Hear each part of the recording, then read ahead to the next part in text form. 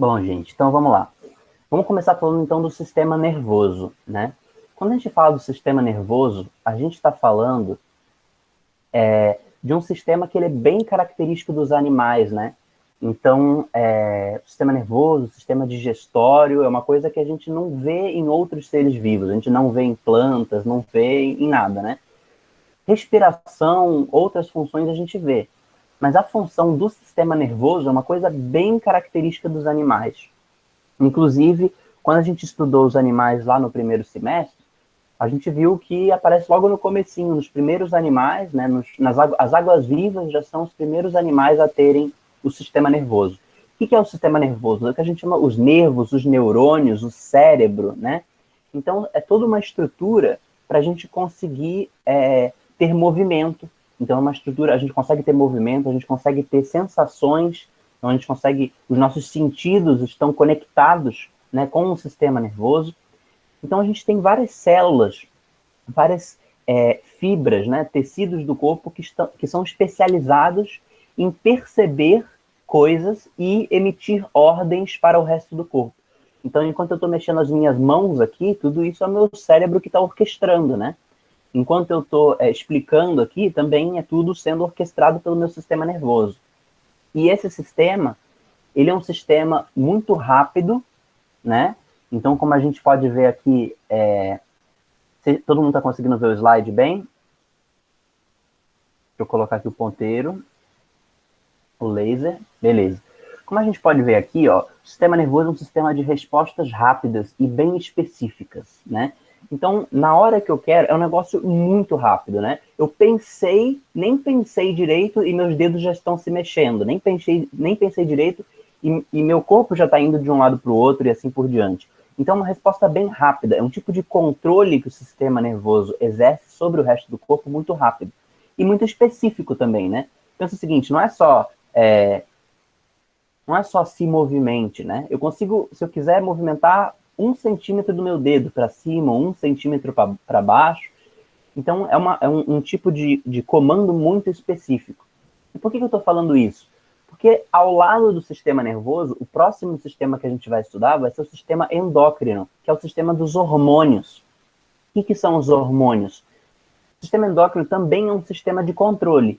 Então, a gente tem 2 sistemas de controle dos outros, né? Digamos que 2 sistemas estão acima dos demais no aspecto do controle. Um deles é o sistema nervoso, que é esse aqui que a gente está falando, com os nervos, com os neurônios, com os impulsos elétricos, né, para fazer respostas rápidas e específicas. E o outro sistema de controle vai ser o sistema hormonal, o sistema endócrino.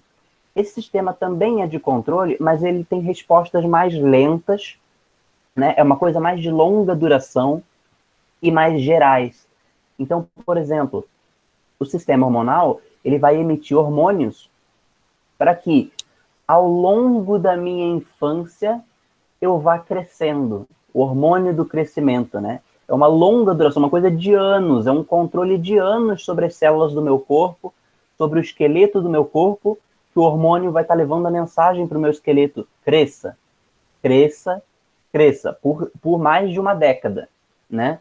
Então, é uma coisa de longa duração, né? Outros hormônios vão ter uma ação um pouco mais rápida, mas nunca é assim, pensei, mexeu, pensei, mexeu. Isso é bem, bem específico do sistema nervoso, né?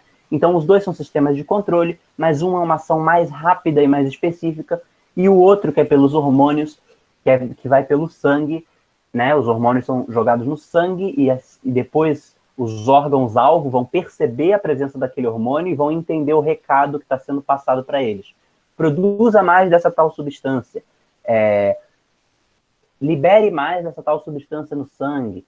Cresça mais e assim por diante. Né? Essa vai ser a função do sistema endócrino ou hormonal. Então, vamos continuar aqui. Ó. Ele vai coordenar as ações voluntárias e involuntárias do nosso corpo e transmite sinais entre as diferentes partes do organismo. Né? Já vimos isso aí. Vamos lá. No sistema nervoso, quando a gente fala do sistema nervoso, a gente tem um grupo de células que vão ser as mais importantes. A mais importante de todas elas é o neurônio, que é a própria célula nervosa. E ele é uma célula totalmente especial. O próprio formato dele é muito doido, né? Normalmente, quando a gente vai começar a estudar a célula no curso de citologia, não sei se vocês já tiveram um pouquinho com a Letícia sobre isso, ela costuma ser mais arredondada, né? Ou um pouco mais achatada. As células das plantas costumam ter um formato, às vezes, mais quadrado, mais hexagonal, né? Porque tem a parede celular rígida protegendo elas em volta. Mas essa célula aqui, ela é esquisitona. Ela parece que tomou um susto, né? Então, se a gente olhar para ela, ela é toda, né, cheia de ramificações, né? É uma célula parece nervosa mesmo, né? Tá, parece que ela tá nervosa, né? Parece até ramificações de um relâmpago que ela tem aqui. Então, ela vai ter uma estrutura bem diferente, que vai ser a seguinte: ela vai ter o núcleo da célula, como qualquer outra célula nucleada tem o seu núcleo, né? E essa parte onde tem o núcleo é a parte da célula que a gente chama de corpo celular. Né? Então, aqui, ó, corpo celular, contém o núcleo e a maior parte do citoplasma.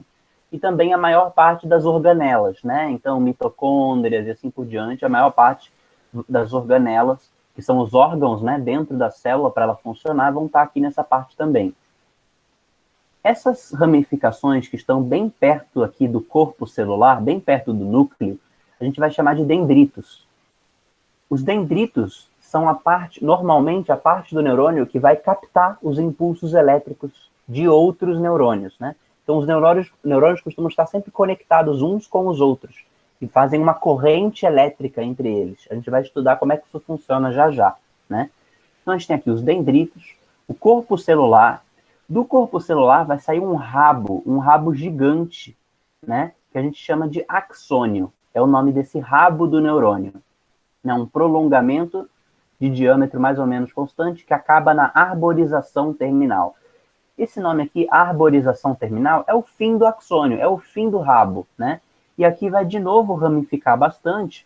Por quê? Porque aqui no final que o neurônio agora vai ter que passar, vai se esforçar para passar esse impulso elétrico para o próximo neurônio, né? Então, essa é a estrutura básica que a gente vai ver de uma célula nervosa ou de um neurônio, que é a mesma coisa. Dendritos, que são essas ramificações perto do corpo celular ou perto do núcleo, o corpo celular, que é onde fica o núcleo da célula, o axônio, e no final a arborização, a ramificação terminal, né, de término, de fim, arborização final, arborização terminal, o fim do axônio, né? Um detalhe importante é o seguinte: a maior parte dos neurônios do nosso corpo, no axônio, ou seja, nesse rabo que ele tem, ele vai ter um revestimento. É como se ele tivesse um bracelete, vários braceletes, várias pulseiras ao longo de todo esse axônio. E essas pulseiras são pulseiras de gordura, né? A gente chama essas pulseiras de gordura em volta do axônio de bainha de mielina. É uma camada de substância lipídica. Por que lipídico? Lipídios são as gorduras, né? Lembrando que a gente tem 4 tipos de substâncias orgânicas. A gente tem as proteínas, que tem normalmente uma função mais estrutural. A gente tem os carboidratos, que tem uma função energética muito importante. Os lipídios, né, tem uma função importante energética também, mas também outras funções, isolante térmico, etc. E temos os ácidos nucleicos, que são o DNA e o RNA, o material genético. Então, são essas as 4 macromoléculas orgânicas que compõem um ser vivo inteiro. E aqui a gente está falando especificamente da gordura, né? Então, são pulseiras de gordura que compõem a bainha de mielina. E para que servem essas pulseiras de gordura? Gente, isso aqui já foi questão em milhões de vestibulares, né? Enem, FUVEST, Unesp, Unicamp, tudo que vocês podem imaginar. Primeira e segunda fase, para quem tem e para quem não tem específica, isso aqui sempre cai. Para que serve a bainha de mielina? Por muitos anos, a comunidade científica achava que ela servia como isolante elétrico.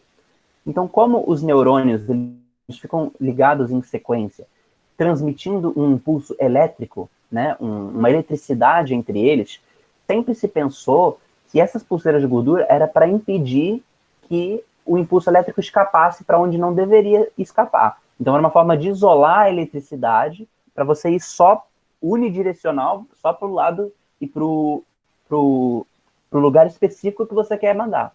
Então, imagina o seguinte: Se eu tenho aqui a minha mão, eles pensavam que talvez se não tivesse a bainha de mielina, eu mandei um recado aqui para o meu dedo do meio se mexer. Está se mexendo. Sem a bainha de mielina, é possível que no meio do caminho, essa eletricidade escapasse para um neurônio do lado. E aí, em vez de eu mexer meu dedo, querendo mexer o dedo do meio, eu vou e mexo meu dedo, meu outro dedo, o anelar aqui, né? Então eles pensavam que podia acontecer esse tipo de coisa sem a bainha de mielina. Então é para isolar e garantir que a resposta o impulso elétrico vai exatamente para onde deveria ir. Na verdade, pesquisando mais nos últimos anos, né? Eu não tenho ideia de quantos anos exatamente, mas deve fazer aí pelo menos uns 20 anos, que eles descobriram que, na verdade, a função da bainha de mielina era algo muito mais importante. Muitos continuam dizendo que a função de isolamento tem alguma importância, mas o principal mesmo é outra, né? E a gente já vai entender o que é a função da bainha de mielina. Então, vou passar aqui. Espera aí. Antes de eu só mostrar isso melhor, só vou concluir aqui, ó. O sentido da transmissão é sempre o mesmo, tá, gente? O sentido, ele é unidirecional. Ou seja, ele é sempre dos dendritos para o corpo celular, axônio, arborização terminal. Corpo celular, axônio, arborização terminal. Dendritos, corpo celular, axônio, arborização terminal. Então aqui a gente vê uma cadeia, né, de células nervosas conectadas umas com as outras e sempre segue essa sequência. Um detalhe só que alguns talvez tenham observado é que nem sempre os dendritos, né, que são essa ramificação inicial do neurônio, eles estão colados no corpo celular. Na grande maioria dos neurônios, sim. Então, nesse caso aqui, os dendritos estão colados aqui no corpo celular, aqui também os dendritos estão colados no corpo celular, mas nesse neurônio aqui, que eles estão chamando de sensorial, está um pouco afastado, né? A gente tem aqui dendritos, então aqui ainda um prolongamento aqui, o corpo celular, e só depois temos o axônio. Então nem sempre os dendritos estão tão perto do corpo celular assim. Só para vocês verem que pode ter algumas variações, mas em regra costuma ser nesse formato aqui. E nessa foto aqui a gente também consegue ver que nem todos os neurônios têm a bainha de mielina. Então esse neurônio associativo aqui que eles estão colocando na imagem não tem bainha de mielina, né? Aí vocês me perguntam, então significa que escapa o impulso elétrico e vai para onde não devia ir? Isso aqui não prejudica? Não prejudica, só vai evitar uma vantagem, né? Que a gente já vai ver qual que é essa vantagem, que é a de acelerar a velocidade do impulso elétrico. Então, só para a gente ver, é sempre unidirecional, tá, gente? Então, se eu provocar, digamos assim, eletricamente, essa ponta aqui do neurônio, esse impulso elétrico não vai voltar para esses outros neurônios aqui, porque ele só vai seguir na mesma direção. Ele é sempre unidirecional. E por que ele é unidirecional? Por que ele só vai sempre no mesmo sentido? Porque entre um neurônio e outro, a gente vai ter o quê? A sinapse. A gente já vamos estudar isso com mais calma, né? Então, aqui, ó, entre a arborização terminal de um neurônio e o dendrito de outro, a gente vai ter o que a gente chama de sinapse. Parece que eles estão em contato. Parece que eles estão encostando um no outro, mas eles não estão. Existe uma fenda entre os dois aí, bem pequena, que a gente mal consegue enxergar. É uma fenda bem pequena. E nessa fenda vão ser jogadas substâncias químicas de um neurônio para o outro. É esse fenômeno, esse momento que a gente chama de sinapse. Quando essas substâncias químicas são jogadas e o neurônio seguinte vai perceber a presença dessas substâncias químicas, aí ele vai continuar a transmitir um impulso elétrico. Só que o contrário não acontece. Então, o fim de um axônio, o fim de um neurônio, ele é especializado em ter essas vesículas, ter essas substâncias que a gente chama de neurotransmissores, para jogar na fenda, para acordar o neurônio seguinte. Só que o neurônio seguinte, ali nos dendritos, ele não tem esses neurotransmissores. Ele vai ter o quê? Ele vai ter umas pequenas estruturas para sinalizar, para perceber a presença de neurotransmissores. A gente chama essas estruturas de neuroreceptores. Então, por que vai ser unidirecional? Por que é sempre na mesma direção? Porque no ponto de contato entre dois neurônios, eu vou ter de um lado só neurotransmissores e de outro lado só neuroreceptores. Então só um lado consegue transmitir e só outro lado consegue receber. Por isso que é unidirecional, beleza? Mas a gente já vai ver um pouco melhor como é que isso funciona. Nesse exemplo do corpo celular menor, eu não entendi como diferencio o dendrito da arborização terminal. Então, Ruth, a única forma de você saber é se a questão te der o sentido. Se a questão não te der o sentido, não tem como você saber exatamente, porque parece muito, né, os dois. Se eu dissesse para vocês, não, aqui são os dendritos, aqui são a arborização terminal. Poderia ser, né? Como que eu consigo identificar que aqui são os dendritos e aqui é a arborização terminal, e aqui é o fim do axônio? Como que eu identifico isso? Primeiro, que eles me deram aqui a direção da condução. Então eu consigo saber que esses são os dendritos. Mas se eles não tivessem me dado a direção da condução, eu ainda assim conseguiria descobrir nesse desenho aqui por qual motivo? Porque eu tenho outros neurônios aqui. E esses outros neurônios eu consigo identificar muito bem onde é o dendrito e onde é o fim do axônio, né? Então, mesmo que não tivesse isso aqui da direção, eu sei que se aqui são os dendritos e aqui é o fim do axônio, o sentido é esse. Se o sentido é esse aqui, né, de baixo para cima, eu sei que começou aqui nesses dendritos. Então, aqui são os dendritos e aqui é o fim do axônio. Faz sentido? Então, sempre a gente vai ter que ver, prestar bastante atenção na imagem, se ele não der para a gente a direção da condução.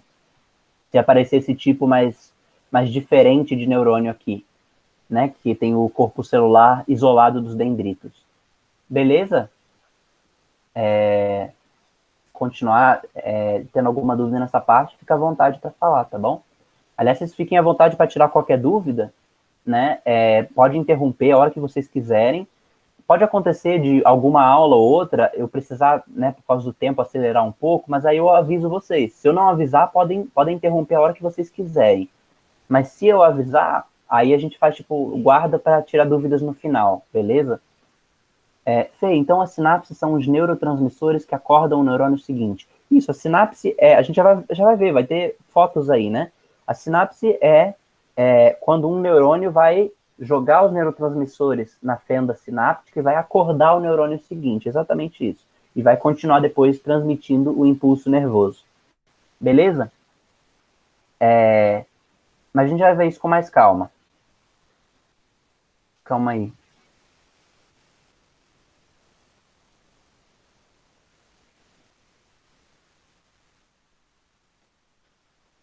Aqui, ó. O que eu queria mostrar para vocês é o seguinte: a bainha de mielina, né? As pulseiras de gordura.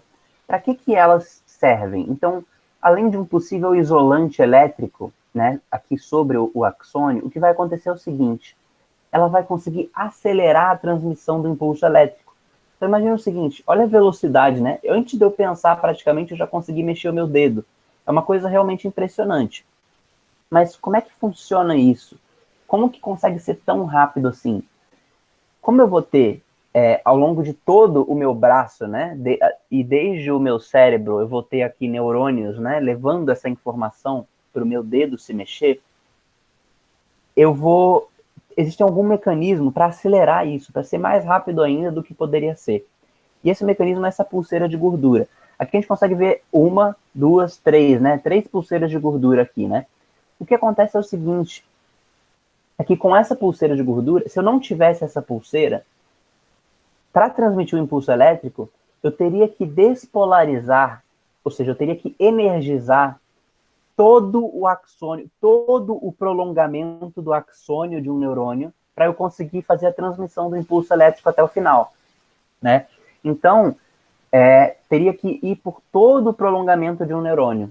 Como eu tenho a pulseira de gordura, o que acontece? A condução elétrica da energia, ela fica saltando, é a condução saltatória que a gente chama. Por quê? Porque entre uma pulseira de gordura e outra, a gente tem aqui um nódulo, né? Chamam de nódulo de Ranvier, não precisa lembrar desse nome, tá? Mas vai ter um espaço aqui que está descoberto, que está sem pulseira de gordura. Entre cada um desses espaços, sem a pulseira, é que vai passar a energia, né? Que vai ter a despolarização e vai transmitir o impulso elétrico. Então, em vez do neurônio precisar despolarizar, energizar todo o prolongamento do seu axônio, o que demoraria um pouco mais, ele consegue fazer a condução saltatória, né? Ele energiza só um ponto, depois a energia passa por cima de uma pulseira de gordura e vai energizar o próximo ponto, energiza o próximo ponto, energiza o próximo ponto. E com isso eu consigo acelerar, eu dou muito mais velocidade para esse impulso elétrico, né? Então, essa é a principal função da bainha de mielina, é a condução saltatória da eletricidade, a condução saltatória do potencial de ação, né? Do impulso nervoso. Alguns neurônios não vão ter, normalmente são os neurônios mais curtos que não têm. Os neurônios mais longos costumam ter a bainha de mielina porque eles vai acelerar pra caramba a transmissão, né?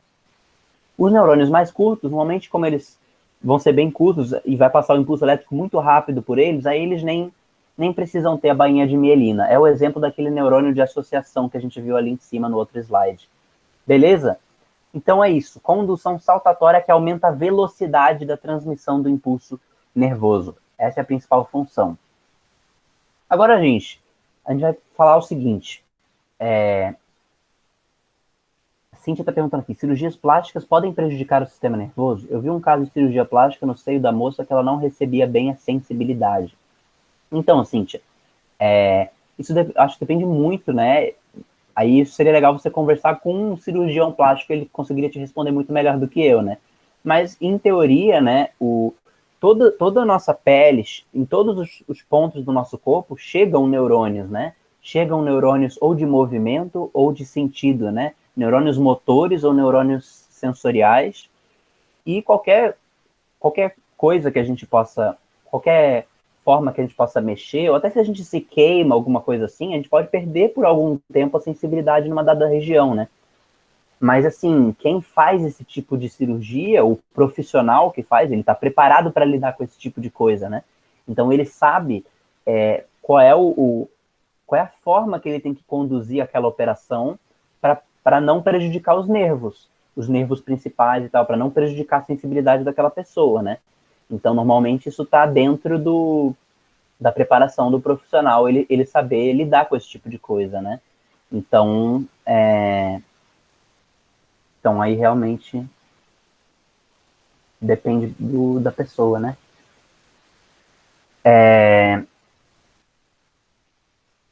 Imagina, gente, qualquer dúvida aí é só chamar. Beleza? Então, o que acontece é o seguinte. Agora a gente vai ver aqui o que é essa bomba de sódio e potássio. Então, a gente está vendo aqui os neurônios, né? A gente está vendo um neurônio aqui, né? Chega o estímulo, um estímulo elétrico, né? Por neurotransmissores, por exemplo, vindo de um outro neurônio, e vai energizar essa célula aqui. Como que isso funciona? Primeiro, gente, a gente precisa entender o seguinte. O neurônio, ele é uma célula que para ele conseguir transmitir o impulso elétrico, é como se ele precisasse ficar estressado 24 horas por dia, mesmo que ele não esteja se mexendo. Então, por exemplo, nesse momento agora, eu não estou mexendo as minhas mãos estão paradas.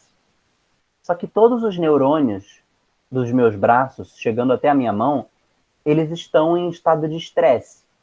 Na verdade, a gente chama, o nome técnico é estado de repouso, só que é um repouso entre aspas. Por quê? Porque eles estão preparadíssimos a qualquer momento para receber esse impulso elétrico.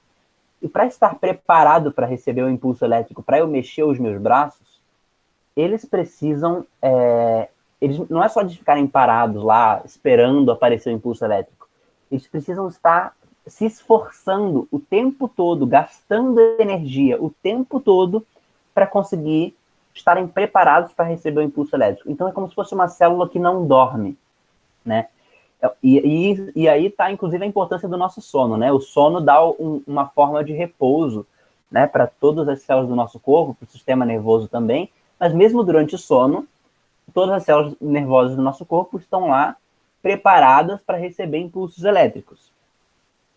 Como que eles se preparam para receber impulsos elétricos? Eles precisam criar a sua membrana plasmática, ou seja, a membrana plasmática é o revestimento da célula, né? O limite da célula é a membrana plasmática. Tudo isso que envolve ela é a membrana plasmática, né? Essa membrana, ela precisa estar polarizada. O que significa isso? Ela precisa estar que nem uma pilha. É como se fosse uma pilha pronta para acionar um controle remoto. Uma pilha pronta para poder ligar, acender um aparelho, qualquer coisa assim. É uma pilha pronta para funcionar. Por quê? Porque ela precisa manter sempre, 24 horas por dia, mesmo que não esteja em operação, ela precisa manter as cargas positivas para fora e as cargas negativas para dentro. Essa é a única forma, né? Conseguindo manter positivo fora da célula e negativo dentro da célula, é a única forma de manter o potencial de membrana que a gente chama para poder receber o impulso elétrico. Então, mesmo que eu esteja parado, não esteja mexendo nada no meu corpo, todas as células nervosas estão, nesse momento, jogando cargas positivas para fora e puxando cargas negativas para dentro, para manter essa desigualdade, para manter essa polaridade, para manter a membrana polarizada. Mas aí vocês me perguntam, o que é exatamente manter cargas positivas para fora e cargas negativas para dentro, né? Muito bonita essa história, mas o que é isso? Eu não estou entendendo muito bem. Aqui a gente vai ter sais minerais muito importantes atuando, principalmente o sódio e o potássio. Então a gente tem aqui o sódio, né, que é o Na+, e o potássio, que é o K+. Na natureza, gente, num estado natural, a tendência de qualquer substância, de qualquer mineral, é sempre o equilíbrio. Ou seja, se eu tenho muitos sais fora de uma célula e poucos sais dentro da célula, a tendência é que os sais em excesso do lado de fora tentem entrar para dentro da célula. Para quê? Para equilibrar esse gradiente. Se eu tenho muita água dentro de uma célula e colocar ela num ambiente seco, né? Por exemplo, se eu pego um protozoário de água doce e jogo ele no mar, ele vai tender a quê?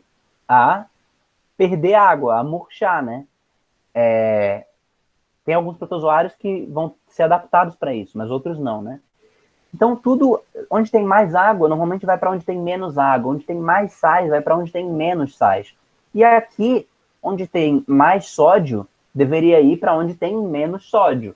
Onde tem mais potássio, deveria ir para onde tem menos potássio. Só que essa é a tendência natural. E isso acontece, na verdade, o tempo todo. O sódio, como tem muito mais sódio do lado de fora, ele fica naturalmente entrando para dentro da célula. E o potássio, como tem muito potássio do lado de dentro, ele fica naturalmente também saindo para fora da célula. Só que se a gente deixasse isso ficar, se o neurônio deixasse isso ficar acontecendo, deixasse a natureza, né, a passividade reinar sobre ele, ia acontecer o seguinte, eu ia ter a mesma quantidade de sódio e potássio dentro e fora da célula, então eu não ia conseguir separar as cargas positivas, que são o sódio, do potássio, que são as cargas negativas para dentro. E aí vocês me perguntam por que o potássio é negativo e por que o sódio é positivo? Os dois, na verdade, são cátions, que a gente chama em química, né? Que são íons positivos. Ou seja, íons que têm mais prótons do que elétrons. K+, e Na+. Os dois íons aqui, eles têm um elétron a menos, né? Os dois. Só que não é porque os dois são positivos que não significa que entre eles você não consiga notar que um é mais positivo do que o outro. Que um tenha mais atração de elétrons do que o outro, né? Que é o caso do sódio. É por causa que o sódio ele é um pouco mais positivo, mais forte do que o potássio, que a gente diz que o sódio é a carga positiva e o potássio é a carga negativa. Então, separando os dois, eu consigo criar aí uma voltagem dentro e fora da célula, que é a voltagem que o neurônio precisa para conseguir transmitir o impulso elétrico. Beleza? E aí o que acontece é o seguinte, se fosse então um estado natural, se o neurônio não se esforçasse, como eu falei para vocês, que ele se esforça 24 horas por dia, se ele não fizesse nenhum esforço, o que ia acontecer é que ele não ia conseguir manter o sódio fora e o potássio dentro. Como que ele ia fazer? Ele ia ter que botar... ele não ia conseguir transmitir o impulso elétrico. Ele precisa manter essa desigualdade, mais fora e menos dentro, para poder estar pronto para receber o impulso elétrico.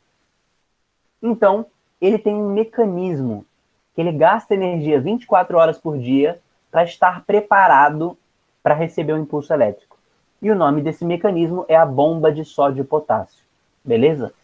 O que é essa bomba de sódio e potássio? A bomba de sódio e potássio ela é uma proteína de membrana. O que é uma proteína de membrana? É uma proteína, uma pequena molécula, que fica na membrana celular, ou seja, nas fronteiras da célula, no limite da célula, a gente vai ter várias dessas proteínas de membrana. E algumas delas são bombas de sódio e potássio, né? Qual é a função dessa proteína de membrana? A função dela é ir contra a natureza. A natureza diz que é para procurar um equilíbrio, né? Então deveria ter a mesma quantidade de sódio dentro que tem de sódio fora, de potássio dentro que tem de potássio fora. A bomba vai falar nem ferrando. Eu não posso permitir isso. Por quê? Porque eu tenho que deixar bem separado o máximo de sódio possível fora, o máximo de potássio possível dentro, para manter a voltagem, manter o potencial elétrico de membrana, né?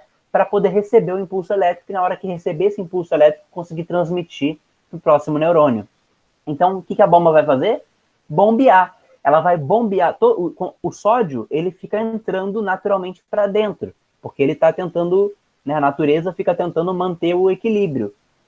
Só que esse sódio que entra para dentro, a bomba de sódio e potássio vai bombear para fora. Então, bombeia o sódio para fora, bombeia o sódio para fora. A mesma coisa o potássio. O potássio que fica saindo para fora, a bomba vai bombear de volta para dentro, né? Então, é uma bomba que gasta energia para isso, né? Então, mesmo que a gente fique parado, nosso corpo está gastando energia o tempo todo, e esse é um dos exemplos, né? Essa bomba fica gastando energia 24 horas por dia para manter a desigualdade. É um transporte ativo, né, de sais minerais para dentro e para fora da célula. Potássio fica sendo bombeado para dentro, sódio fica sendo bombeado para fora, para tentar deixar o mais separado possível, positivo fora, negativo dentro. Beleza? Então, essa é a função da bomba de sódio e potássio. Então, conseguindo manter essa desigualdade, ela vai manter o que a gente chama de potencial de repouso. Esse potencial de repouso é isso que eu falei para vocês, que a célula precisa ficar se esforçando 24 horas por dia para estar preparada para receber o impulso elétrico. Esse é o potencial de repouso. Por que repouso? Porque ela não está transmitindo nenhum impulso elétrico. Mas é um repouso entre aspas, porque ela está gastando muita energia para ficar preparada para receber esse impulso, né? Mesmo que ela fique horas sem receber impulso nenhum, fique 8 horas dormindo sem mexer meu braço. Meu braço, as células nervosas do meu braço estão durante essas 8 horas gastando muita energia, muitas moléculas de ATP, muita glicose para manter esse potencial de repouso, né? Então, por isso que é um repouso entre aspas, porque você está gastando energia para conseguir manter isso, beleza? Função, então, desse potencial de repouso, dessa bomba de sódio e potássio, é manter a diferença de concentração entre o sódio e o potássio, dentro e fora. Beleza? E a membrana, então, polarizada. Polo positivo, polo negativo. As câmbrias que sentimos têm alguma relação? As câimbras, eu não sei muito sobre as câimbras, não. Mas eu acho que está relacionado mais com estresse muscular. Eu não sei se tem diretamente a ver muito com a parte nervosa da coisa, tá? Se alguém souber alguma coisa aí, eu sei que tem gente que já fez alguma coisa de biologia, alguns cursos, né? Se souber de alguma coisa aí, se quiser compartilhar, mas eu realmente não sei mais detalhes sobre as câimbras, não. A gente pode dar uma pesquisada e depois a gente comenta na próxima aula, qualquer coisa, beleza?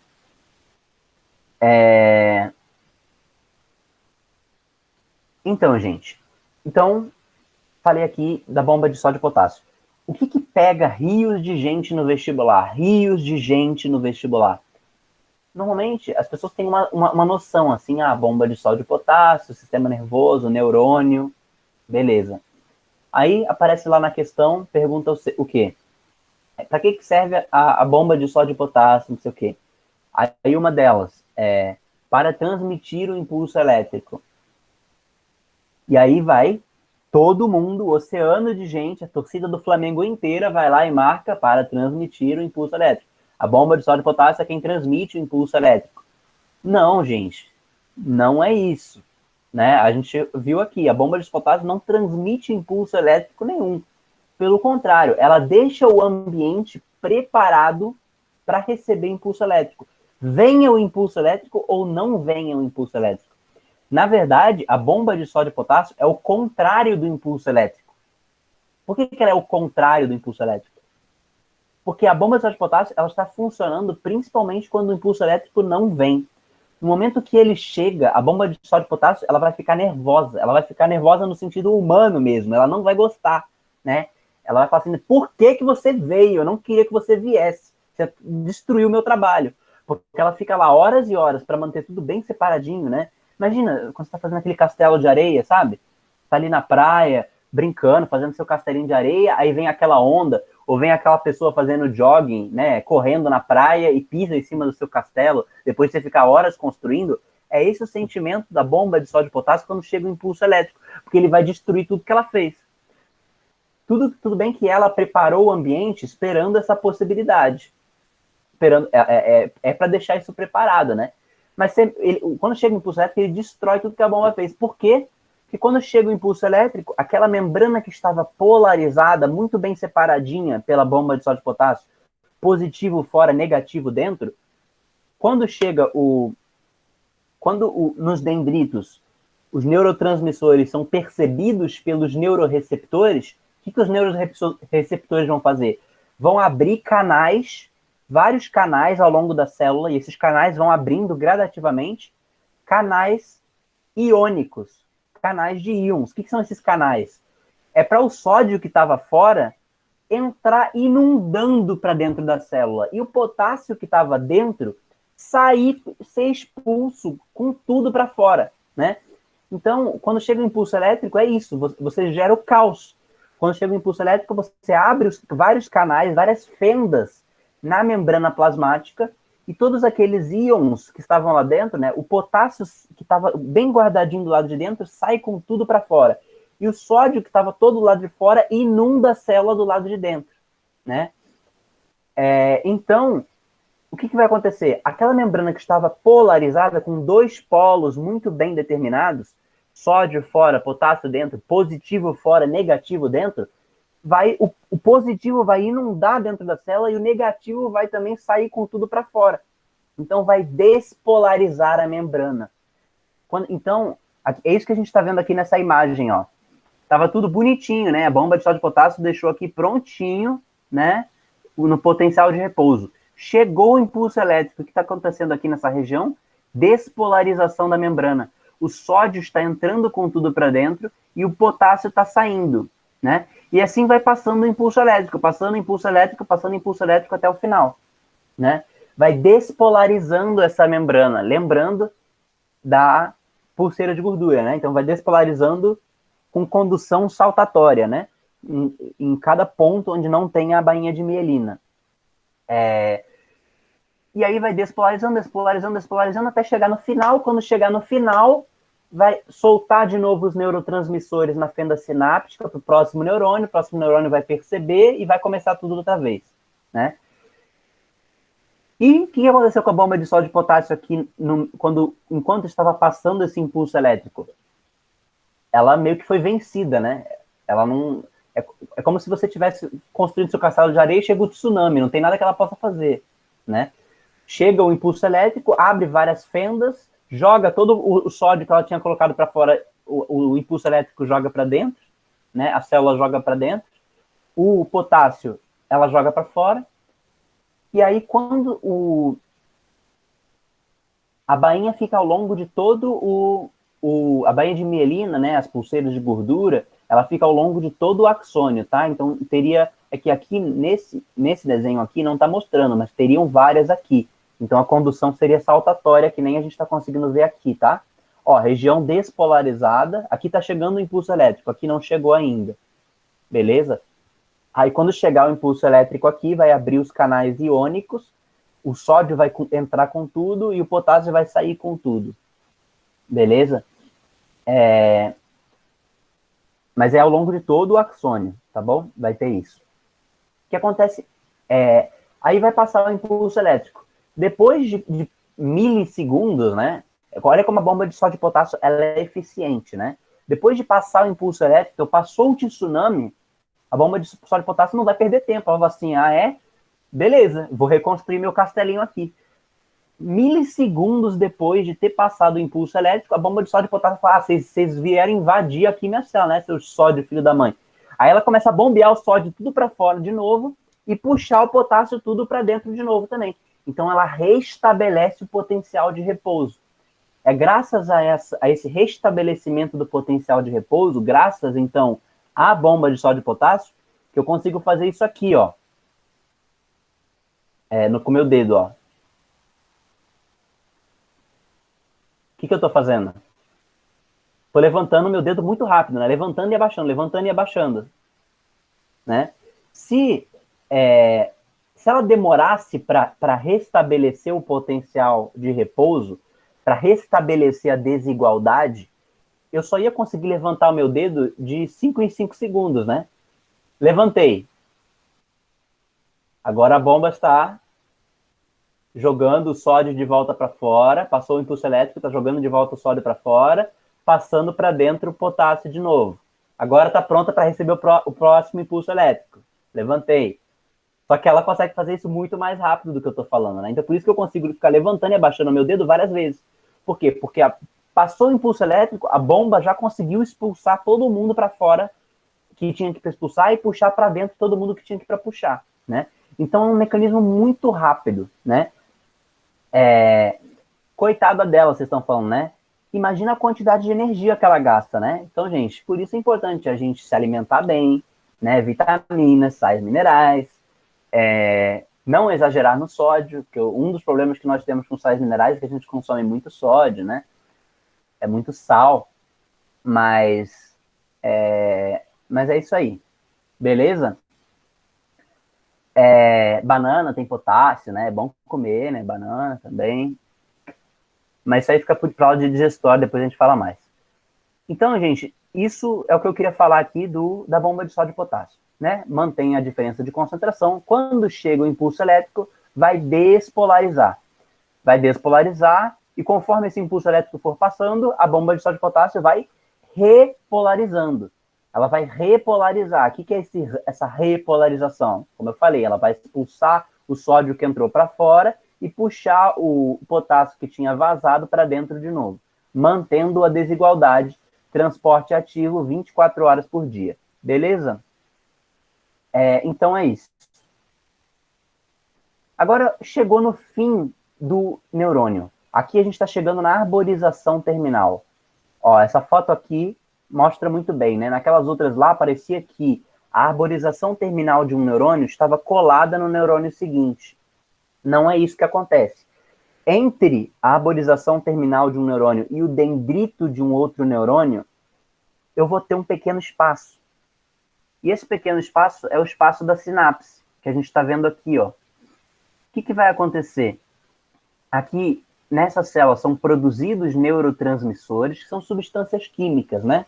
Então, a gente vai ter aí vários neurotransmissores, dopamina, serotonina, acetilcolina, noradrenalina, também chamada de norepinefrina, a adrenalina, também chamada de epinefrina, glutamato, GABA e a endorfina. E tem outros também, esses são só alguns, né? Existem muitas substâncias que funcionam como neurotransmissores. E em cada parte do corpo, cada parte do sistema nervoso vai funcionar com um neurotransmissor diferente. A gente vai ver um pouco mais para frente que alguns sistemas periféricos nossos, eles só funcionam com acetilcolina ou só funcionam com adrenalina, beleza? A gente já vai ver mais para frente por que é assim. Isso aqui precisa decorar os principais neurotransmissores? Não, gente, de jeito nenhum. É por isso que o vermelhinho aqui, tá? Vermelhinho significa mera curiosidade, não precisa decorar para o vestibular. Mas o roxinho aqui é o importante, que é o que está aqui deste lado do slide. Neurotransmissores e sinapse. Então aqui a gente vai ter os neurotransmissores sendo produzidos no fim do axônio de uma célula, e na hora que chegar o impulso elétrico, a gente vai ter bombas de sódio e potássio ao longo de todo o neurônio, ao longo de todo o axônio, ao longo de todo o neurônio, né? Só que no fim do axônio a gente vai ter uma bomba especial, que ela é uma bomba de cálcio. Não é de sódio, de potássio. Ela é de cálcio. E qual que é a função dessa bomba de cálcio? Ela vai usar cálcio para empurrar essa bolsa com neurotransmissores para fora da célula. Fazer o que a gente chama de exocitose, né? Que é a expulsão de uma vesícula da célula. Então, vai fazer a exocitose desse neurotransmissor, a bomba de cálcio, ela vai bombear o neurotransmissor para fora, né? E bombeando esses neurotransmissores para fora, né? Eles vão cair aqui na fenda sináptica e essas proteínas de membrana que estão aqui no dendrito do neurônio seguinte, aqui está como moléculas receptoras, né? São proteínas de membrana receptoras. São os neuroreceptores. Quando as substâncias químicas atravessarem a fenda sináptica e entrarem em contato com essas membranas receptoras, o que eles vão fazer agora? Abrir as fendas na membrana plasmática do próximo neurônio, para quê? Para inundar a célula com sódio e sair o potássio, despolarizar e passar o impulso elétrico e assim por diante. Essa história a gente já viu, né? Então é isso, esse é o ciclo, né? Como que é o ciclo?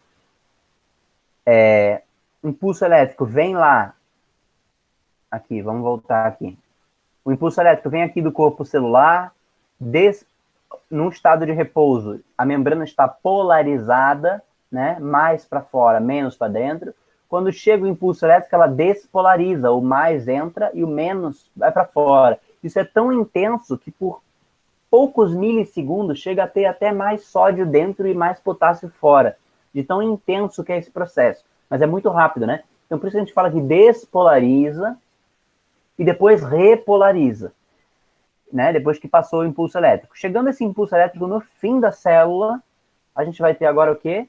Aqui os neurotransmissores, a bomba de cálcio, vai jogar na fenda sináptica e vai ser percebido pelos neuroreceptores aqui no dendrito do próximo neurônio. Os neuroreceptores perceberam, eles vão abrir as fendas, os canais iônicos no neurônio seguinte e voltamos para cá, vai despolarizando essa célula até o final de novo, até chegar no fim, neurotransmissores, fenda sináptica, neuroreceptores, despolarização do próximo neurônio, repolarização, chega o impulso elétrico no fim, neuroreceptores na fenda sináptica, próximo neurônio percebe pelos neuroreceptores, abre os canais de sódio, despolariza, depois repolariza, e assim é assim que funciona a sequência.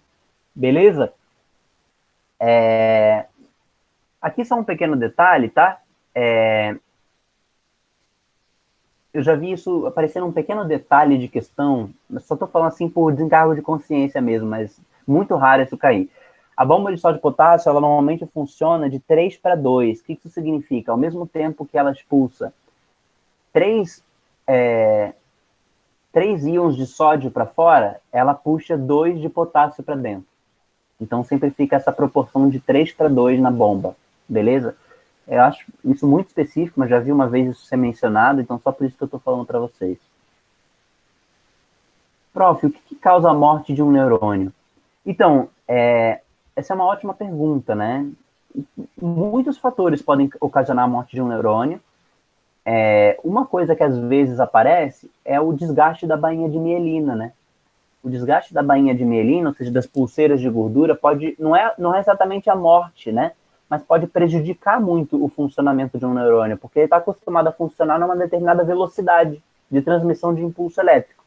Se aquela pulseira de gordura ela se desgasta, e tem vários processos do nosso corpo que podem desgastar a bainha de mielina, né? A alimentação pode ter a ver com isso, acho que muitas coisas podem ter a ver com isso, né? Isso pode prejudicar o funcionamento dessa célula, né? Mas muitos motivos, né? Morte de um neurônio. Acho que muitas coisas diferentes podem ocasionar. Como a morte de qualquer outra célula também pode acontecer, né? O que pode ocasionar, por exemplo, a morte de um neurônio, né? No AVC. Qual é o risco do AVC, gente? Que é o acidente vascular cerebral. é quando a gente tem alguma obstrução de um vaso sanguíneo no cérebro e o sangue não consegue mais passar. Se o sangue não consegue mais passar, os neurônios que estão naquela região não conseguem mais receber oxigênio nem glicose. E se demorar muito tempo para esse AVC ser percebido e ter uma intervenção cirúrgica ou alguma medicação, alguma coisa que consiga reverter isso, as células daquela região, incluindo os neurônios, podem ficar sem glicose, sem oxigênio e também morrer, né? Então esse é o risco, esse é um dos grandes riscos do AVC, né? Por isso que quando a gente tem a suspeita de que alguém pode ter sido um AVC, cada hora, cada momento assim é muito valioso. Tem que correr para um hospital, tem que correr para onde puder, porque quanto mais rápido você conseguir atender, menos danos a pessoa pode sofrer, né? Então isso é muito importante quando a gente fala de AVC. Beleza? Fê, onde que estão as fendas sinápticas? Quando eu era menor, a parte esquerda do meu corpo sofreu uma leve paralisia. A médica disse que era por causa de ansiedade e estresse. Pode ser uma causa? Então, Cintia, aí eu realmente não sei, né? Aí seria uma coisa a mais para alguém da medicina, talvez, poder analisar, né? Realmente, quando a gente está falando de corpo humano e quando a gente está falando de sistema nervoso, eu sei que aparece 1 milhão de perguntas, gente. Eu tenho muita curiosidade mesmo de saber muitas coisas, mas aqui é só realmente o que eu consigo só para passar para vocês é o básico para o vestibular. Eu realmente não sei o detalhe de cada possibilidade, de cada doença, de cada coisa. Mas se alguém descobrir alguma coisa também quiser compartilhar, fica à vontade, porque eu acho isso aqui muito, muito fantástico, né? Muito legal de aprender. Fê, aonde que tá as fendas sinápticas? Então, Leandro, a fenda sináptica está sempre no fim de um neurônio e no começo do outro. Aqui, ó. Ó, então, ó, aqui temos um neurônio. Aqui no fim desse axônio e o dendrito do outro, aqui tem fendas sinápticas, tá vendo? Não dá para ver, parece que está encostado, mas não tá. Existe aqui um espacinho entre os dois. Onde mais tem? Aqui também tem, no contato desse axônio com esses dendritos aqui. Aqui também tem uma fenda sináptica. Então sempre vai ter uma fenda sináptica entre dois neurônios, beleza? Que é onde vai acontecer a sinapse.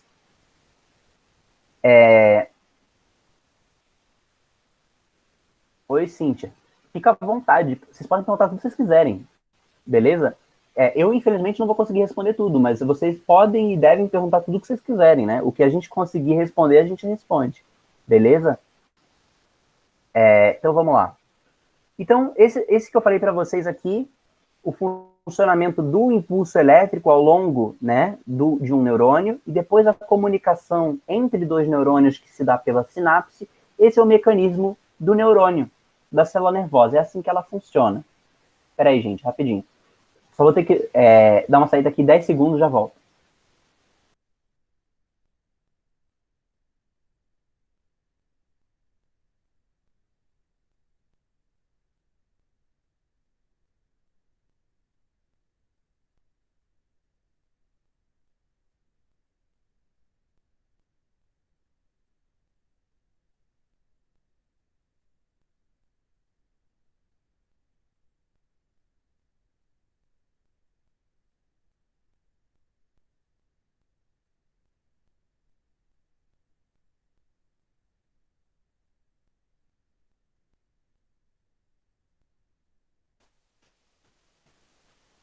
Oi, gente, voltei.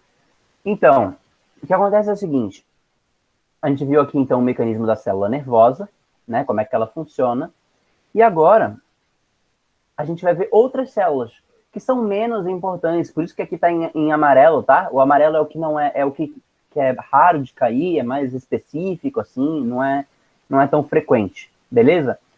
Astrócito. O que é o astrócito? É a célula estrela. É uma célula que normalmente está acompanhando os neurônios e outras células no sistema nervoso.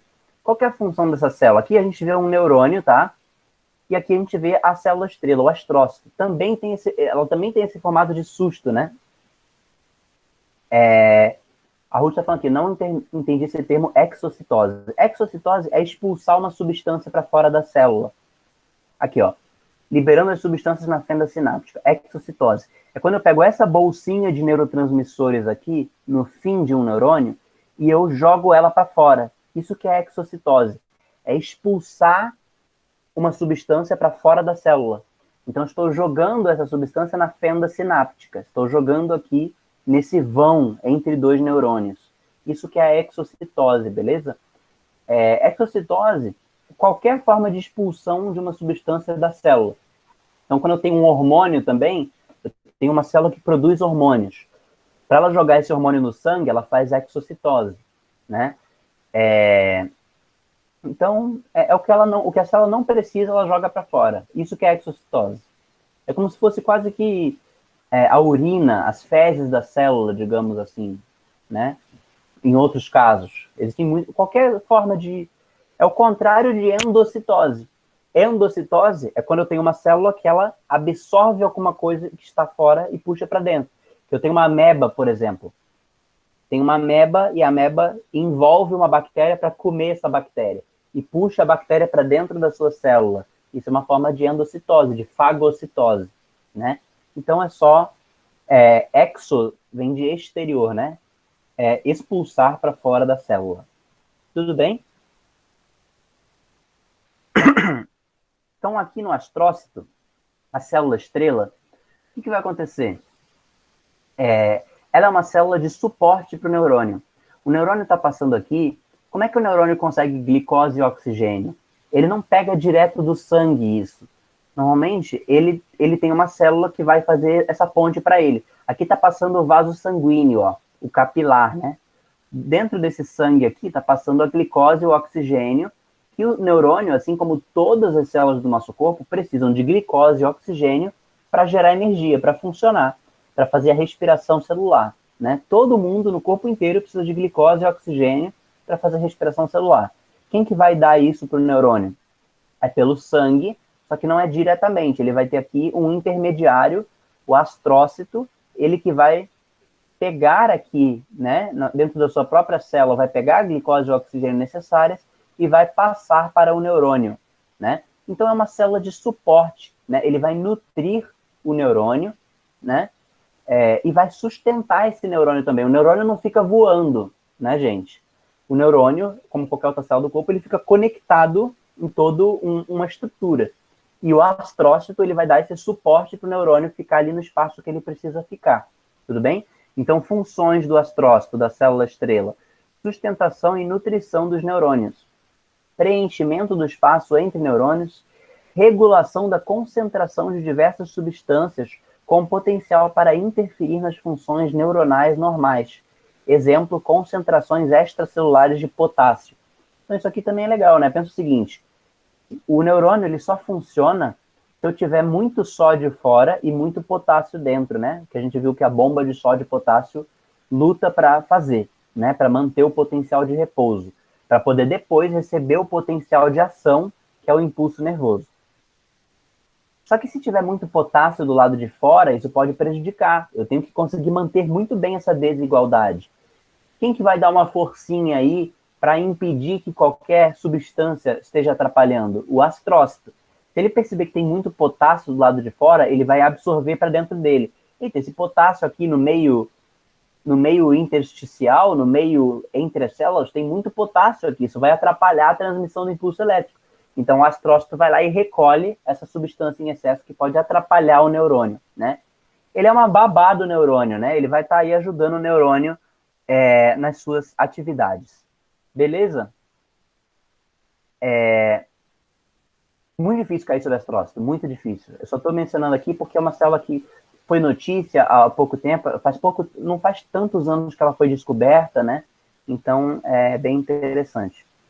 Aqui outras células também, mas nenhuma delas tem a importância do neurônio, tá, gente? Só que por isso que tá tudo aqui em amarelo. Aqui são as células da bainha de mielina, tá? As bainhas de mielina, que são as pulseiras de gordura, são feitas de células. Aqui a gente vê as células de Schwann. Essas células de Schwann, elas são, cada bainha de mielina, cada pulseira de gordura é uma célula diferente, ó. Isso que é a célula de Schwann, tá bom? Que vai fazer aí a pulseira de gordura. Só que a gente tem um outro formato aqui, que é o oligodendrócito. O oligodendrócito, uma célula só vai conseguir fazer, às vezes, 4, 5, 6 pulseiras de gordura em diferentes neurônios. Eu consigo aqui ter um neurônio, aqui embaixo outro neurônio, tá? Então essa é só a diferença entre os dois. A célula de Schwann, cada pulseira de gordura é uma célula. No oligodendrócito, uma mesma célula consegue construir várias pulseiras de gordura, tá bom? E a diferença entre os dois é que o oligodendrócito ele está principalmente no sistema nervoso central, ou seja, encéfalo e medula espinhal. E a célula de Schwann, ela está no sistema nervoso periférico, ou seja, braços, pernas, né, mãos, pés, na periferia do nosso corpo. Beleza? Funções, secreção e manutenção da bainha de mielina, da substância lipídica aí, para isolamento elétrico e condução saltatória para acelerar a transmissão do impulso elétrico. Aqui a gente vê só algumas imagens, ó. Aqui a gente tem um oligodendrócito construindo a bainha de mielina, a pulseira de gordura, em volta de um axônio de um neurônio. Ó, aqui a gente vê células de Schwann enroladas em volta de um axônio para fazer a bainha de mielina também. Aqui nessa imagem a gente vê os três, ó. Um neurônio, um oligodendrócitos construindo a bainha de mielina e astrócitos aqui ajudando a sustentar e a nutrir esse neurônio, né? Então, para a gente ver como que entre aspas, né, a flora neuronal, ela é grande, né, do sistema nervoso. A gente não tem só o neurônio. Ó, essa imagem aqui é bem interessante, né? Ó, o vaso sanguíneo trazendo aqui oxigênio, glicose, o astrócito abraçado com o vaso sanguíneo aqui, pegando oxigênio e glicose para poder passar para o neurônio. E o neurônio aqui também, né, revestido com várias bainhas de mielina, várias células aqui, oligodendrócitos, construindo a bainha de mielina. E nesse meio tem ainda outras células aqui, né, ajudando aí, a microglia, né, outras células que podem ajudar, podem ter uns glóbulos brancos aqui no meio também. Então, tem bastante diversidade nesse meio ambiente, dentro aí do nosso corpo, dos nossos nervos, assim por diante. Beleza? São só imagens aqui. Agora, a segunda parte da aula. Estrutura do sistema nervoso. Muita atenção aqui, tá, gente? Até aqui, tivemos alguma dúvida nas células do sistema nervoso? Alguma dúvida? Alguém quer fazer algum comentário? Então, vamos lá. Vamos para a estrutura do sistema nervoso. O sistema nervoso, ele tem várias subdivisões agora, tá? Primeiro, a gente tem a subdivisão do sistema nervoso central e do sistema nervoso periférico. O sistema nervoso central é o nosso encéfalo, que ele é um pouquinho mais do que o nosso cérebro. Tecnicamente, o encéfalo é o cérebro com o cerebelo, com o tronco encefálico. Essas três estruturas juntas a gente chama de encéfalo, que é a parte de cima do sistema nervoso central. A parte de baixo do sistema nervoso central é a medula espinhal, que está dentro da nossa coluna vertebral. Beleza? Então, juntos, os dois são o sistema nervoso central, o encéfalo e a medula espinhal. E o sistema nervoso periférico são todos os nervos e gânglios que estão no resto do corpo, né? E todos esses nervos e gânglios, eles se ramificam, eles saem do encéfalo e da medula espinhal. Então, por isso que eles são o centro, né? Porque todos os outros caminhos de neurônios saem deles, né?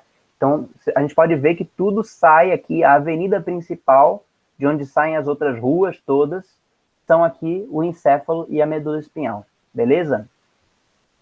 No sistema nervoso central, a gente tem, então, o encéfalo e a medula espinhal. O encéfalo, ele é composto pelo cérebro, pelo cerebelo e pelo tronco encefálico. O tronco encefálico, por sua vez, tem três partezinhas, que são o mesencéfalo, a ponte e o bulbo. A gente vai ver um pouco melhor sobre eles.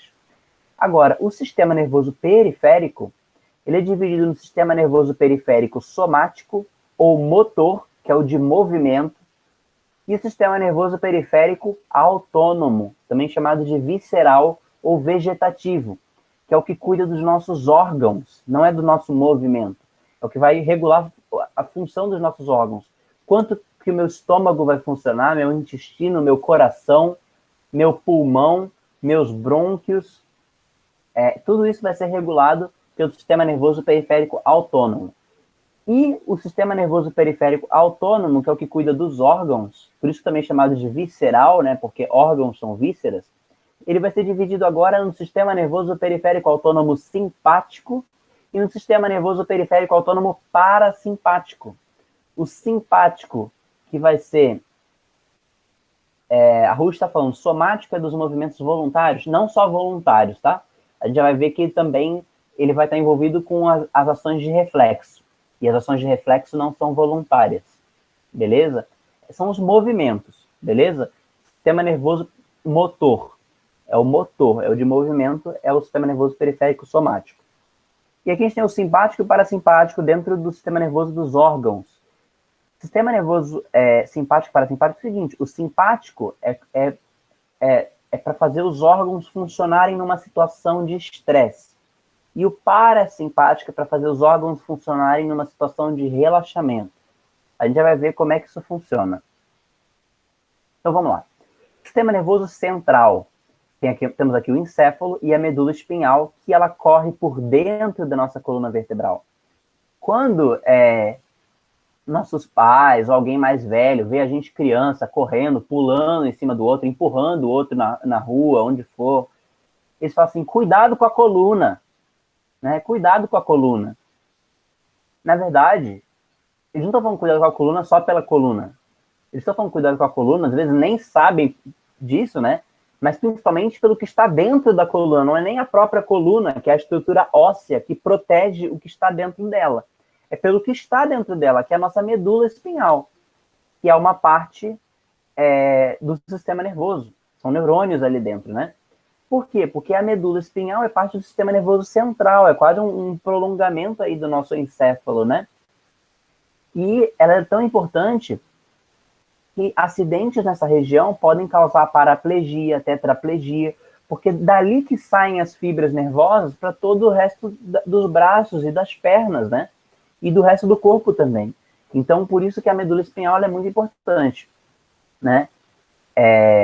E por isso que ela é protegida pela coluna vertebral. Da mesma forma que o encéfalo é protegido pelo crânio. Então, o crânio está para o encéfalo, tanto quanto a coluna vertebral está para a medula espinhal. Os dois são estruturas ósseas protegendo o sistema nervoso central, o crânio e a coluna vertebral. Beleza? E os dois ainda vão ter as meninges. Beleza? O que são as meninges? As meninges, elas estão entre o sistema nervoso, ou seja, entre o encéfalo, entre a medula espinhal e o osso, e o crânio, e a coluna vertebral. As meninges são 3 tecidos que ainda vão dar um amortecimento, uma proteção, antes de chegar à proteção do osso. Né? A gente já vai ver um pouco melhor como que ficam as meninges. E a inflamação dessas meninges é uma doença que a gente chama de meningite, né? Que é uma doença que às vezes pode ser provocada por vírus, bactérias, e rarissimamente por protozoário. Então, ó, resumidamente é isso aqui, né? Olha aqui a nossa coluna vertebral, passando por dentro dela a medula espinhal, né? Então aqui a gente consegue ver bem como é que funciona isso. Aqui a gente está conseguindo ver o encéfalo, tá, gente? Essa parte de cima aqui colorida, azul, verde, vermelha, é o cérebro. Essa parte aqui, parecendo quase uma concha, é o cerebelo. Ele vai ter umas funções específicas também. Fica bem aqui na nuca, né, o cerebelo. E aqui, essas 3 partes aqui, ó, encaixando aqui no cérebro, é o que a gente chama de tronco encefálico. Que vai ter a ponte, o bulbo e o mesencéfalo. Tá bom? A gente vai ver um pouco melhor como é que isso funciona. Antes de tudo, tanto faz eu estou falando do encéfalo, ou seja, a parte de cima do sistema nervoso central, ou da medula espinhal. Os dois a gente pode dizer que existe neles uma matéria cinzenta e uma matéria mais branca. Como é que é isso? Se eu cortar, né? Se alguém aqui pretende fazer medicina, não sei, talvez faça dissecação de órgãos, né? De cadáver. Se eu pegar um cérebro e cortar esse cérebro no meio, ou fazer qualquer corte nesse cérebro e eu olhar para ele, o que eu vou olhar? Eu vou conseguir perceber que as partes mais externas do cérebro, que a gente chama de córtex cerebral, córtex é tudo que está mais externo, tá? É tudo que está mais no limite para fora. Isso é o córtex. É o contrário de medula. Quando a gente fala medula, é o que está mais interno em um órgão. Então, córtex cerebral é o que está no extremo do cérebro. Córtex renal é o que está na casquinha do rim. Medula renal é o que está bem dentro do rim. Medula óssea é o que está bem dentro do osso. E assim por diante, tá bom? E a gente vai conseguir ver, se eu cortasse um cérebro, eu ia conseguir ver que o córtex cerebral, ou seja, a região mais externa, ela é bem mais escura do que a região de dentro, do que a região mais interna. Então a gente chama essa região do córtex, né, de matéria cinzenta, que ela é mais escura. E a região mais interna, a gente chama de matéria branca. Curiosamente, se eu pegar uma medula espinhal e cortar ela também, eu vou ver que acontece o contrário. A parte de fora, ela é mais branca e a parte de dentro é mais escura. Olha que loucura isso, né? Um é o contrário do outro. No encéfalo, a substância cinzenta, ela é a mais externa e a substância branca é mais interna. Na medula espinhal é o contrário. A substância branca é mais externa e a escura, a cinzenta, é a mais interna. Qual que é a diferença? Por que alguns pontos são mais escuros e outros mais claros? Os pontos mais escuros são aqueles onde ficam normalmente os corpos celulares dos neurônios, né? Ou seja, o núcleo. Então eles são mais escuros. Por quê? Porque ali tem muita coisa, né? Tem as organelas, o núcleo, tudo aquilo ali ajuda a escurecer essa parte do órgão. Porque tem muitos corpos celulares ali de células nervosas. A matéria branca, normalmente, é por onde só passam axônios. Não tem corpo celular ali, não tem núcleo de célula naquele lugar. Só tem os prolongamentos, os rabos. Só estão passando os rabos de neurônios ali. Então, ó, normalmente, o que a gente está conseguindo ver aqui, então? É como se a cabeça dos neurônios estivesse todos os neurônios quase tivessem as suas cabeças no córtex cerebral, ou seja, na parte mais externa do cérebro, e eles prolongam os seus rabos para dentro, né? Então, eles prolongam todos os seus rabos para dentro, e esses rabos descem pela medula espinhal.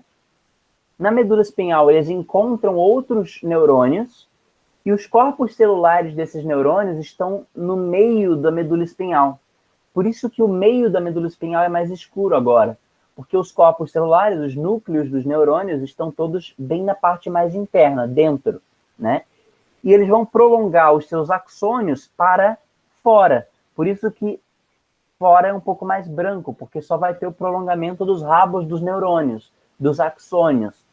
E daí para os nervos, né? Que são o prolongamento aí dos axônios para o resto do corpo. Beleza? Então isso é uma pequena coisa, às vezes aparece em alternativa, né?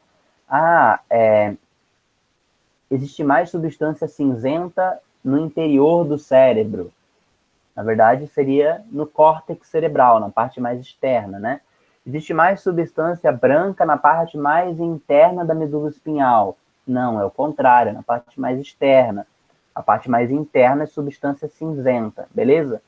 Então, é só isso. É um pouco difícil de visualizar, né? Precisa de um pouco de abstração para a gente conseguir entender isso. E perceber o seguinte, gente. Algumas pessoas talvez já tenham percebido isso, outras nem se deram conta. Mas quando eu percebi isso, para mim, eu falei assim, nossa, eu fiquei impressionado. O que chama atenção para algumas pessoas aqui? Quando a gente fala de neurônio, quando a gente fala de células de uma forma geral, a gente está falando de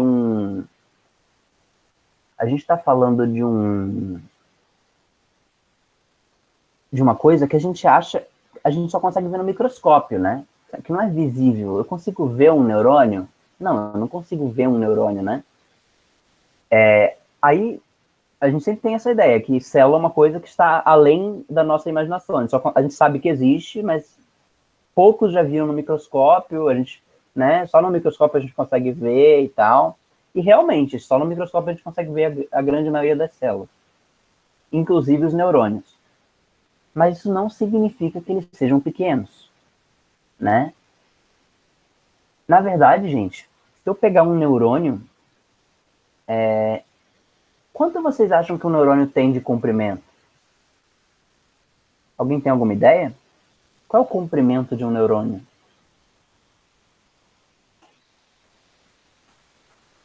Cíndia falou 15. 15 o quê? 15 milímetros? 15 micrômetros? 15... A Lê tá falando aqui 1 metro? Ah, Lê, você já teve essa aula já, né? É...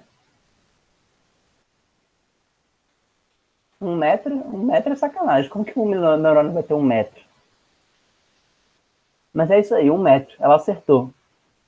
É 1 metro, gente. O que acontece é o seguinte: o neurônio, ele é muito pequeno. A Lê acertou, né? Não, relaxa. É que eu falo isso toda aula, mas você acertou isso aí, mandou bem. Eu pensei que você lembrasse de outra aula. Mas o neurônio, gente, a gente não consegue enxergar no microscópio. Não consegue mesmo. Mas o prolongamento dele, ou seja, o corpo celular, que é onde tem o núcleo, ele é muito pequenininho mesmo. E o axônio também é pequenininho, só que ele é muito extenso. Ele pode se prolongar até 1 metro. Eu posso ter um neurônio, por exemplo, que começa lá na minha medula espinhal e ele se prolonga até o meu dedo. Um axônio só. Um axônio só. Ou seja, um neurônio só, ele tem o axônio prolongado até o meu dedo. Ele não é visível no microscópio. O axônio é tão fino, ele deve ser 1000 vezes mais fino do que um fio de cabelo, né? Só que é um só, né? Então, então isso é uma coisa impressionante, né?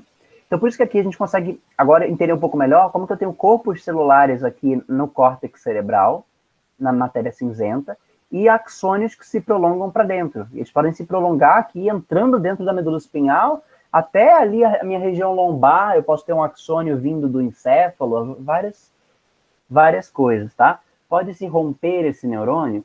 Então, pode, né? Inclusive por isso que existe o crânio e a coluna vertebral para proteger esses neurônios, né? Para impedir qualquer lesão sobre eles, beleza? Existem vários mecanismos que o corpo protege esses neurônios, porque, em tese, eles podem ser, sim, lesionados. Tudo bem? Então é isso. Vamos continuar aqui, ó. Sistema nervoso central, componentes e funções do encéfalo agora. O encéfalo, como eu falei para vocês, ele é o cérebro, tronco encefálico e o cerebelo. O cérebro, a gente tem o telencéfalo, que é a grande maioria do cérebro, que é quase toda a parte do córtex cerebral e um pouco mais para dentro também. O diencéfalo, que é essa parte bem central do cérebro aqui, e aqui a gente vai ter estruturas importantes como tálamo e hipotálamo, a hipófise, pineal, glândulas endócrinas importantes que a gente vai estudar no sistema endócrino, beleza? Aí, então, isso aqui é o cérebro. Aí a gente tem o cerebelo, que é essa partezinha aqui de trás na nossa nuca, né? O cérebro, antes de tudo, ele é relacionado à nossa memória, pensamentos, raciocínio, emoções, sentidos e também outras funções de controle do organismo, beleza? O cerebelo, ele vai ter a função de equilíbrio do nosso corpo, então ele vai articular para a gente conseguir ter o nosso equilíbrio, do tônus muscular. O que é o tônus muscular? Os nossos músculos, eles nunca estão em estado de pleno relaxamento ou de pleno exercício. Eles sempre estão num estágio intermediário. Para quê? Para eles poderem estarem prontos para funcionar quando for necessário. É mais ou menos, lembra um pouco a questão da bomba de sódio e potássio, né? De ele ter que ficar, é um repouso entre aspas, porque ele tem que ficar alerta o tempo todo, porque ele pode ser acionado. É mais ou menos isso aqui, o tônus muscular, beleza? É o estado parcial de concentração de um músculo em repouso. E o cerebelo também faz a coordenação dos nossos movimentos voluntários. Então, quando a gente pratica esporte, né, tem alguma atividade física, o cerebelo tem uma função muito importante aí, né, de equilíbrio, controle dos músculos, coordenação dos movimentos voluntários, tudo isso aí passa pelo cerebelo, beleza? Aí a gente tem o tronco encefálico aqui. O cerebelo tem ligação com o ouvido em tímpanos por causa do equilíbrio? Então, Cíntia, eu não tenho certeza, mas eu acho que sim. Eu acho que tem um ponto importante aí de relação, né, de coordenação junto com essas estruturas. Beleza? Tronco encefálico agora. O tronco encefálico, que é o mesencéfalo, a ponte e o bulbo, para que ele serve? Para conduzir as vias que conectam o cérebro, o cerebelo e a medula espinhal. Então, ele é o ponto de contato com a medula espinhal embaixo, né? E aqui vai ter um destaque importante no bulbo. O bulbo vai ter, que é essa estrutura mais de baixo aqui do tronco encefálico, é o bulbo, quase conectado já na medula espinhal. É o bulbo que vai regular nossa atividade respiratória, ou seja, a nossa frequência respiratória, né, o quanto que a gente está respirando. Como que ele controla isso? Ele controla isso pela acidez do sangue. O que é a respiração, gente? É o controle das trocas gasosas, oxigênio, útil, gás carbônico, inútil, né? Só que o gás carbônico é um resíduo gerado pela respiração, então ele precisa ser eliminado do corpo também. Como é que o bulbo vai controlar a quantidade de oxigênio e gás carbônico no corpo e também a velocidade da nossa respiração, quando ela é involuntária? Como que ele faz isso? Ele vai perceber pelo sangue. Se o nosso sangue estiver muito ácido, significa que tem muito gás carbônico, porque o gás carbônico é um óxido ácido. No nosso sangue ele é um ácido, o gás carbônico. Então o bulbo, percebendo que tem muita acidez, que o pH está ficando baixo, porque pH baixo significa acidez, o pH do sangue está muito baixo, ele vai falar, ele vai mandar o recado para o resto do corpo e para o pulmão, né? Respira com mais intensidade aí, irmão, né? Meu irmão, dá um jeito aí nessa respiração que está precisando de oxigênio nesse corpo. Então é o bulbo que vai fazer essa função. Beleza? Atividade respiratória, também o controle da frequência cardíaca e pressão arterial. Então, funções importantes de controle do sistema circulatório também estão aí no bulbo, beleza? Então, é só isso aqui que eu queria passar para vocês dessa parte. As meninges agora, aqui é um pouco menos importante, tá? Difícil isso aqui cair, mas quando cai, todo mundo erra. Então, só mostrando aqui, ó. Meninges são 3 membranas de tecido conjuntivo que revestem o encéfalo e a medula espinhal. Então, a gente tem aqui, antes do osso, né, antes do crânio, aqui embaixo estão as meninges, tá? Que são a dura mater, a aracnoide e a pia mater, beleza? Para proteger o encéfalo e a medula espinhal. Entre a aracnoide e a pia mater, ou seja, aqui a gente tem, ó, a pia mater é essa amarelinha aqui, aí a gente tem a aracnoide e a dura mater. E em cima já está o crânio, o osso, tá? Entre a aracnoide e a pia mater tem um espaço. E esse espaço ele é preenchido por líquido. É o líquido cefalorraquidiano, que a gente chama, também chamado de licor. Existe um tipo de exame que às vezes é preciso fazer que retira esse líquido para análise. É um tipo de exame que às vezes precisa fazer quando a pessoa tem suspeita de meningite, né? Eu já tive que fazer esse exame. Mas, então, é raro, né? Mas acontece. E esse líquido cefalorraquidiano protege também, né, contra choques mecânicos do sistema nervoso central, contra traumatismos. Beleza? O pessoal tá falando aqui, o meu cerebelo é uma bosta, porque eu sou horrível em esporte. Realmente, o esporte, a gente fala assim, nossa, eu preciso treinar minha perna, treinar meu braço. Quando a gente pratica esporte, o que a gente mais treina é o cerebelo, porque ele é o que coordena tudo, né? Então, na verdade, quem está sendo malhado quando a gente está praticando esporte é o cerebelo. Grande parte da nossa inteligência esportiva está no nosso cerebelo, né? Se a gente parar para pensar.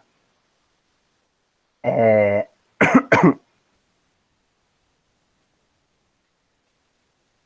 isso aí. Isso de meninge costuma cair como? Às vezes cai numa alternativa, assim, às vezes até para você eliminar, não é nem a alternativa certa, mas ele fala assim, meninge, as meninges